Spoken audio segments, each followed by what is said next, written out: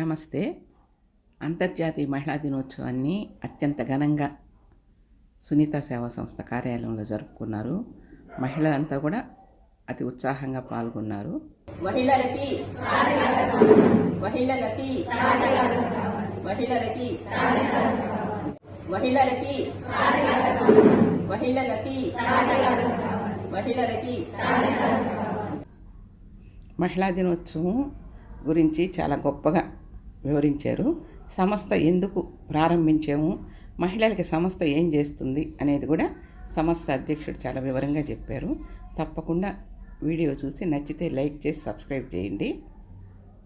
ప్రత్యేకమైన రోజు చెప్పి ఆ ఒక్క రోజే మనల్ని పొగడమో లేదా ఒక్కరోజే మనం బాగుండడమో కాదు.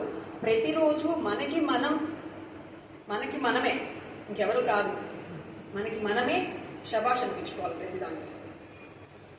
దీనికి మాత్రం ఎందుకని చెప్తున్నానంటే, నిద్రలేసినప్పటి నుంచి పడుకునేదాకా మహిళల పాత్ర లేకపోతే ఆ ఇల్లు ఇల్లులాగా ఉండదు, ఆ ఊరు ఊరులాగా ఉండదు, ఆ దేశం దేశంలాగా ఉండదు. ఏది చేయాలన్నా ఏది పడ్డాలన్నా ముందు పిలిచేది అమ్మ, లేకుంటే హస్బెండ్ అయితే భార్య. ఎవరు ఇంకా ఈ రెండు తప్ప ఇంకేం పోస్టులు లేవు, ముఖ్యమైన పోస్టులు తప్పనించి ఈ రెండే మనకు ముఖ్యంగా ఉండేది. సో ఈ విధంగా ప్రతి విషయంలోనూ మనం లేకపోతే జరగదు అన్న విషయం అప్పుడు ప్రత్యేకంగా ఒక రోజు పెట్టుకోవాల్సిన అవసరం లేదు. నేను మాట్లాడడానికి 2 విషయాలు చెప్పదలుచుకున్నాను. మేడం వాళ్ళకి ఎందుకు ఆలోచన వచ్చిందో నాకు తెలియదు, కానీ ఈ సునీత సేవా సమితి ద్వారా 24 సంవత్సరాలు అయిందని ఇప్పుడే చెప్పారు. 14 సంవత్సరాల నుంచి జరుపుతున్నారు, without any rupee from any, ఎక్కడి నుంచి కూడా ₹1 కూడా తీసుకోకుండా జరుపుతున్నందుకు నేను వీళ్ళిద్దరికి మాత్రం చాలా థ్యాంక్స్ ఈ ఊళ్ళో ఎస్పెషల్లీ. ఎందుకంటే జనరల్ గా మనం అనుకుంటాం పిల్లలకి హాలిడేస్ లో ఏమైనా చేపిస్తామో ఏమైనా నేర్పిస్తామని, కానీ మన గురించి ఆలోచన చేయడానికి ఈ ఊళ్ళో మాత్రం ఆది దంపతులుగా వీళ్ళిద్దరూ ఉన్నారు. సో ఈ విషయాన్ని మీరు ప్రతి ఒక్కరు కూడా పక్కన ఎవరైతే ఉన్నారో, హౌస్ వైఫ్ కి శాలరీ ఉండదు అంతే, నిజానికి శాలరీ ఇచ్చే పని అయితే మన హస్బెండ్ వాళ్ళ శాలరీస్ కూడా సరిపోవు నిజానికి.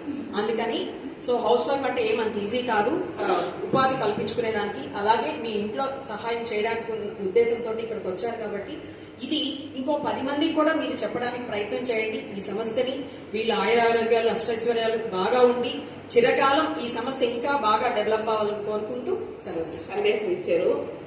ఈ సంస్థ పెట్టడానికి కారణం సునీత మా పెద్దమ్మాయి. అమ్మాయి చనిపోయినప్పుడు అందరూ అమ్మాయికి మీరు సంస్థ పెట్టి అమ్మాయి జీవింపు చేయండి అని అన్నారు. పాప చనిపోయినప్పుడు ఒక రకమైన డిప్రెషన్లోకి వెళ్ళిపోయింది. అప్పుడు మా శ్రేయోభిలాషులందరూ వచ్చి, పాప ఎక్కడికి పోలేదు, మీ దగ్గరే ఉంది, మీరు ఒక సేవా సంస్థను స్థాపించి మహిళల కొరకు కృషి చేయండి, ప్రతి మహిళలో కూడా మీ పాపను చూసుకోండి, అప్పుడు మీ పాప ఎక్కడికి పోకుండా మీతో కూడా ఉంటుంది అని అన్నారు. అలాగే గత 24 సంవత్సరాల నుంచి కూడా ఇక్కడికి వచ్చిన ప్రతి మహిళలో కూడా మేము పాపను చూసుకుంటున్నాం.